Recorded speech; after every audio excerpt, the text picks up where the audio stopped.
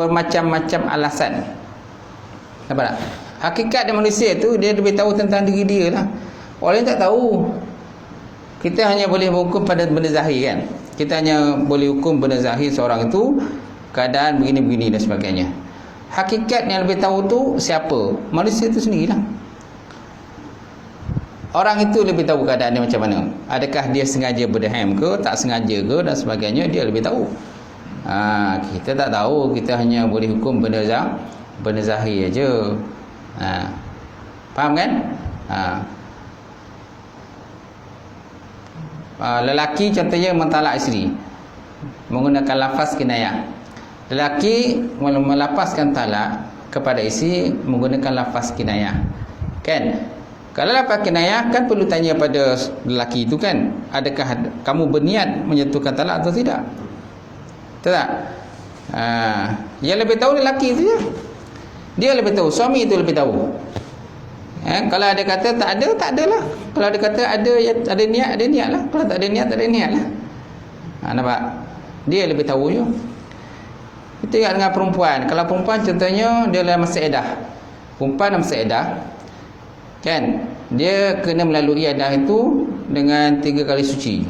3 kali suci kan. Selagi mana tak habis 3 kali suci, maknanya boleh habis edah dia. Okay. Siapa yang tahu tu? Perempuan tu je yang tahu. Kita tak tahu. Sama ada dia cakap bohong atau tak bohong tu, dia yang tahu. Kalau dia bohong, dia tanggungjawab lah. Allah Ta'ala. Betul tak? Kalau dia kata dia tak bohong, memang dia dah habis 3 kali suci, habislah. Okay. Kalau dia belum habis, mana suami dia boleh rujuk dia semula dalam masa edah. Kalau dah habis edah, kalau dah habis 3 kali suci, mana tak boleh lagi rujuk. Kena akad nikah yang baru kalau nak bersama semula kan. Dia je yang tahu, kita tak tahu. Kalau dia cakap betul, betul lah. Kalau tak betul, tak betul lah. Salah lah kan. Kita hanya hukum benda yang zahir mengikut apa yang dia nyatakan saja, keterangan dia. Ya, kadang-kadang perempuan dia uzur, period kan. Perempuan period, kau kenapa tak semayang ni? Aku uzur, period, dia kata. Kan, kita pun kata, oh ya ke? Okey lah. Kita takkan nak pergi tengok, nak pergi cek. Tak ada nak pergi tengok. Tak ada, walaupun rumah kita sendiri. Tak? Walaupun rumah kita sendiri, dia kata dia period lah. Sama ada dia betul tak betul antara dia dengan Allah Ta'ala saja dia beritahu. Kita tak tahu. Faham kan? Itulah mana ada satu tahap dan ketikanya mana orang itu yang lebih tahu. Kita tak tahu. Hatta hakim sendiri pun, hakim pun sebagainya, hakim pun tak tahu. Hakikatnya orang itu sendiri yang tahu. Baik, seterusnya tuan-tuan, dalam soal ini para ulama telah mengemukakan pendapat mereka. Imam Nawawi menyatakan bahawa adapun ketawa, menangis, mengaduh, meniup dan seumpamanya, apabila keluar daripadanya 2 huruf, maka batallah solatnya, kata Imam Nawawi. Apabila seorang itu ketawa, ataupun seorang itu menangis, ataupun seorang itu mengaduh tu kan, mengaduh, ataupun seorang itu meniup dan seumpamanya, apabila keluar daripadanya 2 huruf, maka batallah solatnya. 2 huruf. Baik, kemudian sama ada dia menangis kerana memikirkan urusan dunia ataupun akhirat, pun batal solat. Apabila ianya tidak batal sama sekali, apabila ianya tidak batal sama sekali, demikian juga dengan berdeham. Menurut pendapat kebanyakan ulama, apabila ianya sampai mengeluarkan 2 huruf, maka batallah solat.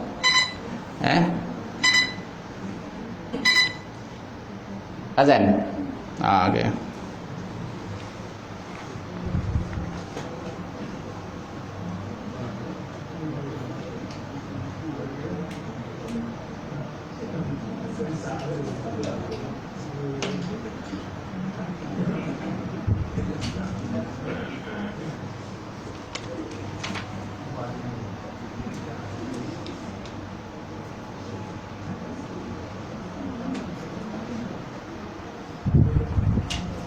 Siapa ambil dalam 5 minit lagi pasal kita ada mesyuarat malam ni. Besok punya. Okey.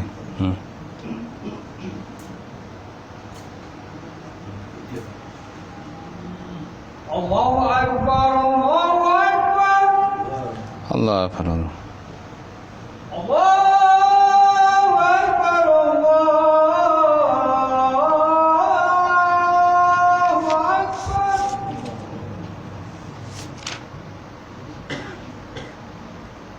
Asyhadu an la ilaha illallah.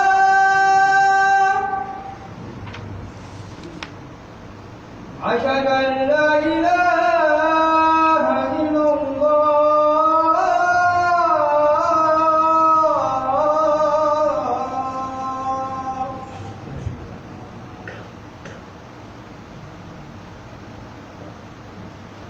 Asyhadu anna Muhammadar Rasulullah.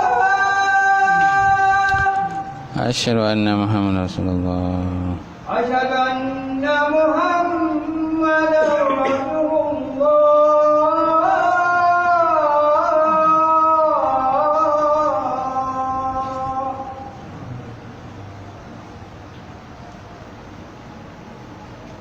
Hayya 'alal salat.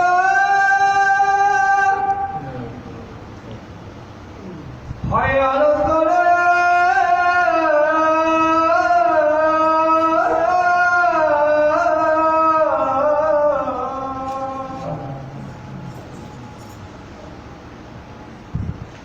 Hayya 'alal falah.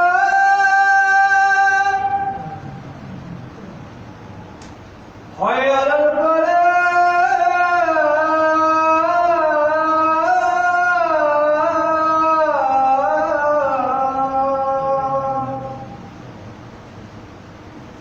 Allahu Akbar, Allahu Akbar. La ilaha illallah. La ilaha illallah.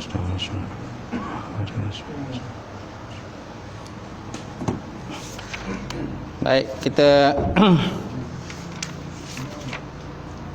sambung sekali lagi. Sama ada dia menangis kerana memikirkan urusan dunia ataupun akhirat. Apabila tidak ianya tidak batal. Apabila tidak ianya tidak batal sama sekali. Payah sikit ayat tu kan? Betul tak? Apabila tidak ianya berlaku lah. Betul tak? Mana ada koma silah. Apabila tidak ianya koma. Okey? Tidak batal lah sama sekali. Tidak batal lah sama sekali. Apabila tidak ianya tak berlaku lah. Sebagaimana yang digariskan tadi, tak digariskan tadi, dan saya tidak batal lah sama sekali. Macam tu. Ayat tu macam apa sikit lah.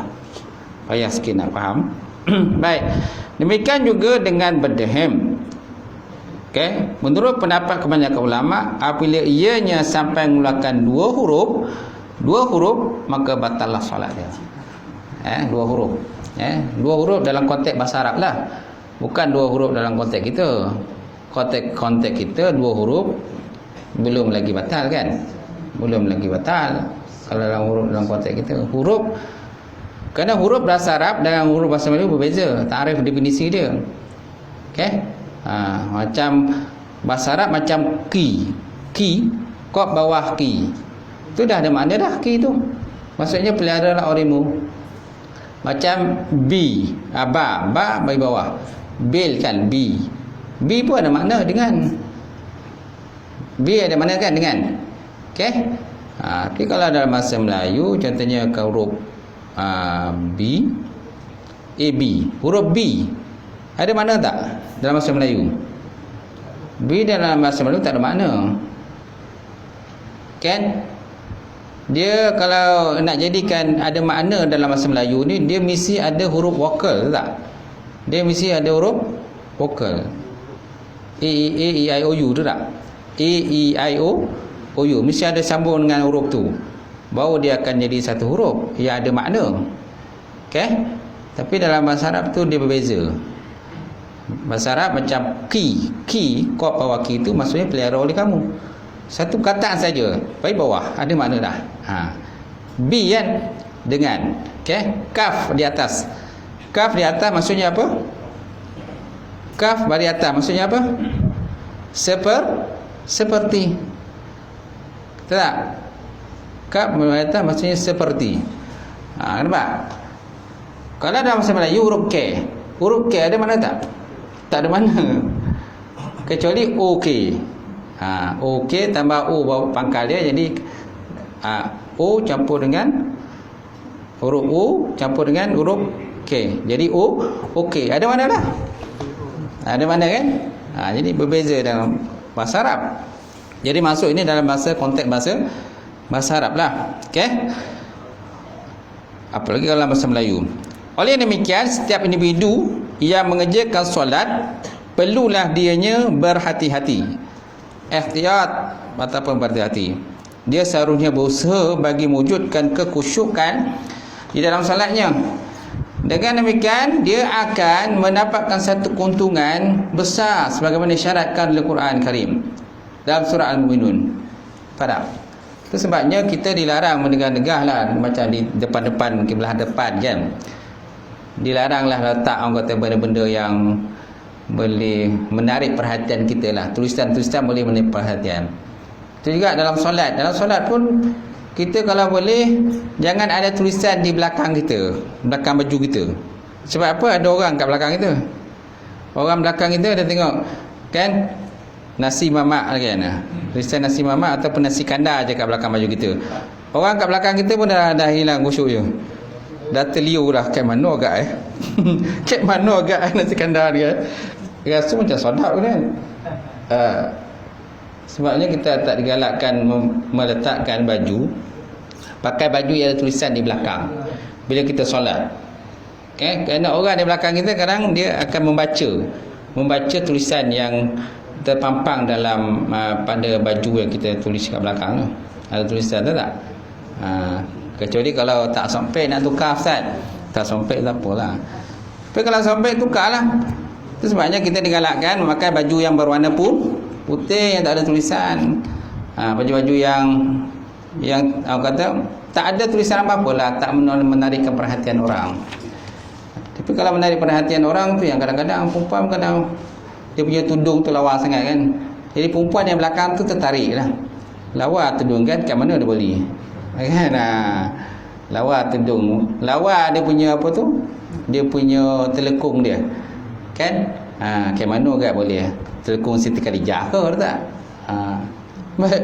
Maksudnya demikian, dia akan mendapat keuntungan yang besar sebagaimana yang disyaratkan oleh Quran Karim dalam surah Al-Mu'minun tadi yang berbunyi tadi, qad aflahal mu'minun allazina hum fi salatihim khashi'un.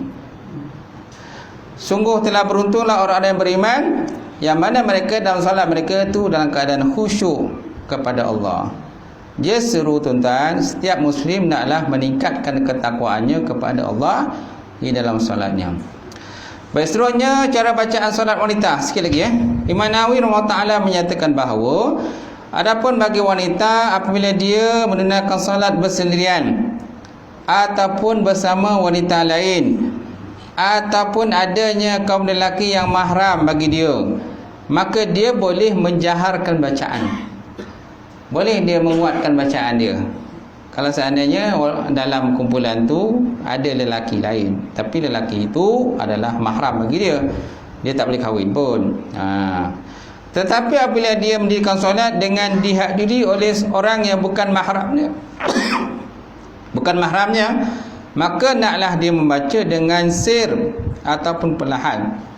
Sekalipun dia dibolehkan menjaharkan bacaan, maka bacaan yang dijaharkan itu mestilah lebih rendah daripada lelaki.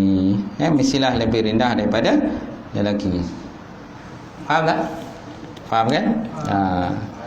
Sekalipun dia dibolehkan menjaharkan bacaan, maka bacaan dijaharkan tu mestilah lebih rendah suara lah.